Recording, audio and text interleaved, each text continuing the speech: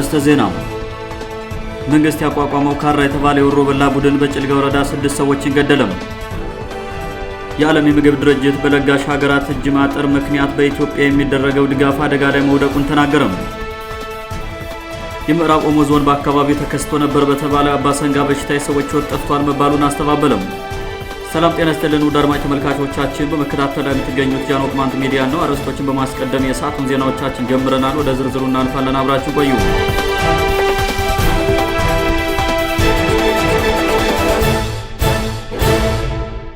መንግስት ያቋቋመው ካራ የተባለ የወሮበላ ቡድን በጭልጋ ወረዳ 6 ሰዎችን ገደለም። በጭልጋ ወረዳ ባለስልጣናትና በዞኑ ጽንፈኞች አስተባባሪነት የተደራጀው ካራ የተባለ የወሮበሎች ቡድን በተለያዩ የጭልጋ ወረዳ ቀበሌዎች አርሶ አደሮች ላይ ከፍተኛ የሆነ ወንጀል እየፈጸመ መሆኑ ተሰምቷል። ትላንት ተንበራ ቀበሌ ባለቤትሽን ጠበንጃ ካላመጣሽልን በሚል አንዲት እናትን በግፍ በጥይት ደብድቦ የገደለው የሌባ ቡድኑም ዛሬ ደግሞ በምድረ ባራ ቀበሌ ለቅሶ ላይ በነበረ ህዝብ ላይ ሆን ብሎ በተኮሰው ጥይት 5 ንጹሃንን መግደሉን የመረጃ ምንጮቻችን ገልጸዋል። በዛሬው የግፍ ግድያ ከተገደሉት 5 ንጹሃን አርሶ አደሮች መካከል 2 ሴቶች ሲሆኑ 3 ወንዶች መሆናቸውን የገለጹልን የመረጃ ምንጮቻችን ስለ ግድያው ምክንያት ተጠይቀው በሰጡን ቃል ሆን ተብሎ ህዝቡን ለማሰቃየት የሚደረግ ሰይጣናዊ ስራ መሆኑን ተናግረዋል። የጭልጋን ቅማንት ለማሰቃየት አለመው የሚሰሩት የስልጣን ጥመኛ ተላላኪ ባንዳዎችና የዞኑ ጽንፈኛ መንገድ ዘግተው የሚያሰቃዩት አልበቃ ብሏቸው ባደራጁት የሌባ ቡድንም ህብረተሰቡን እረፍት እያሳጡት መሆኑ ታውቋል። የሌባ ቡድኑ ከቦታ ቦታ እየተዘዋወረ የፈለገውን እንደሚዘርፍና እንደሚገድል የሚናገሩት የአካባቢው ነዋሪዎች ህብረተሰቡ ራሱን አደራጅቶ በዚህ ቡድን ላይ እርምጃ ካልወሰደ በስተቀር ሁኔታው እየከፋ መሄዱ አልቀረም ተብሏል። ለመብታቸው የሚታገሉትንና ህብረተሰቡን ከልዩ ልዩ ጥቃቶች የሚጠብቁትን ታጋዮች በተለያዩ መንገዶች በማስገደድ ትጥቃቸውን ለማስፈታት ሲጥር ቆይቶ ያልተሳካለት ጽንፈኛውና ተላላኪ ቡድን ህብረተሰቡን መንገድ በመዝጋትና በበሽታ በማሰቃየት ለመበቀል አቅዶ እየሰራ መሆኑም ታውቋል። ይህ ወሮበላ ቡድን ከወረዳው ታጣቂዎች ጋር በመናበብ እንደሚሰራ የገለጹልን የመረጃ ምንጮች ሌባው ቡድን በሚሄድበት ሚሊሻው አይሄድም፣ ሚሊሻው ባለበት ደግሞ ሌባው አይሄድም፣ ሌባው ታጋዮችን ካየ ለሚሊሻው ደውሎ ጥቆማ ይሰጣል ሲሉ ያላቸውን ትስስር ገልጸዋል።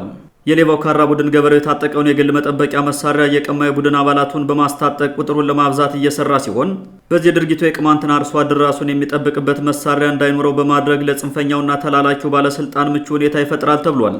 በአካባቢው የሚንቀሳቀሱ የቅማንት ታጋዮችን ተላላኪ የሌባ ቡድን በጥናት ላይ በተመሰረተ እርምጃ ከቀጠናው ለማጥፋት ከህብረተሰቡ ጋር እጅና ጓንት ሆነው መስራት አለባቸው ሲሉ በርካታ አስተያየት ሰጪዎች መክረዋል። መላው የቅማንት ማህበረሰብ ጽንፈኛ አማራ መንግስት በተላላኪ ካድሬዎቹ በኩል እያደረገ ያለውን ህዝብን የማሰቃየት ሴራ የቅማንትን ጥያቄ ለማዳፈን መሆኑን በመረዳት በያለበት ተደራጅቶ ራሱን ከሌባ ቡድን እንዲከላከል ሲሉ ታጋዮች አሳስበዋል።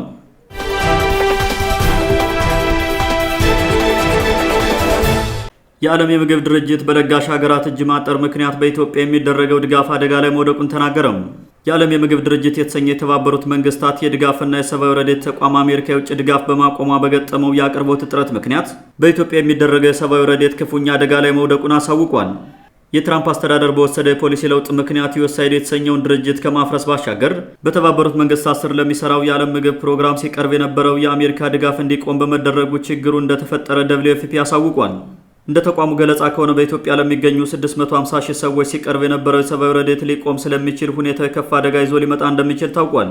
በእርስ በርስ ጦርነት እንዲሁም በቀጠናው ባለው የምጣኔ ሀብት አለመረጋጋት ምክንያት ቁጥራቸው ከ10 ሚሊዮን በላይ የሚሆኑ ኢትዮጵያውያን በረሃብና በምግብ እጥረት ለሚመጡ በሽታዎች የተጋለጡ መሆናቸውን የምግብ ፕሮግራሙ ገልጿል። የድርጅቱ የታንዛኒያ አስተባባሪ በሰጡት መግለጫ በኢትዮጵያ ድጋፍ ስናደርግላቸው ለነበሩ 650 ሺህ ሴቶችና ህጻናት ያለምንም ድጋፍ ልንተዋቸው ተገደናል። ለዚህ ደግሞ ዋናው ምክንያት በቂ የድጋፍ አቅርቦት ስለሌለን ነው ብለዋል። የምግብ ፕሮግራሙ በዚህ ዓመት ያለው በጀት ከባለፈው ዓመት በጀት 50 በመቶ በመቀነሱ በጠቅላላው 3.6 ሚሊዮን ተረጂዎች ከድርጅቱ ሲያገኙ የነበረውን ድጋፍ እንደማያገኙ ታውቋል። የተባበሩት መንግስታት የምግብ ፕሮግራም የተለመደውን ድጋፉን በአግባቡ ለማስቀጠል እስከ መጪው መስከረም ወር 2018 ዓ.ም 222 ሚሊዮን የአሜሪካን ዶላር በጀት ማግኘት አለበት ተብሏል። በኢትዮጵያ እየተካሄደ ያለው እርስ በርስ ግጭት ከተፈጠረው አስቸጋሪ ሁኔታ በተጨማሪም የአማራ ክልል ባለስልጣናት የጭልጋንና መተማን ህዝብ በረሃብ ለማሰቃየትና ለማፈናቀል በሚል ከጎንደር መተማ የሚወስደውን የትራንስፖርት አገልግሎት መዝጋታቸው በራሱ በኢትዮጵያ ያለውን የሰብአዊ ቀውስ እንደሚያባብሰው እየተነገረ ይገኛል። በተለይም በሀገሪቱ በተለያዩ አካባቢዎች እየተካሄዱ ያሉ ብሔር ተኮር ግጭቶች በአስቸኳይ ካልቆሙና ሀገሪቱ ወደ ሰላም ህይወት ካልተመለሰች የሰብአዊ ቀውሱ እጅግ እየከፋ መሄዱ አይቀርም ተብሏል። የአሜሪካ መንግስት የወሰደው የውጭ ፖሊሲ ለውጥ እንደ ኢትዮጵያ ያሉ ሀገራትን ክፉኛ እየጎዳ መሆኑን የዘርፉ ምሁራን በተደጋጋሚ እየገለጹ ይገኛሉ።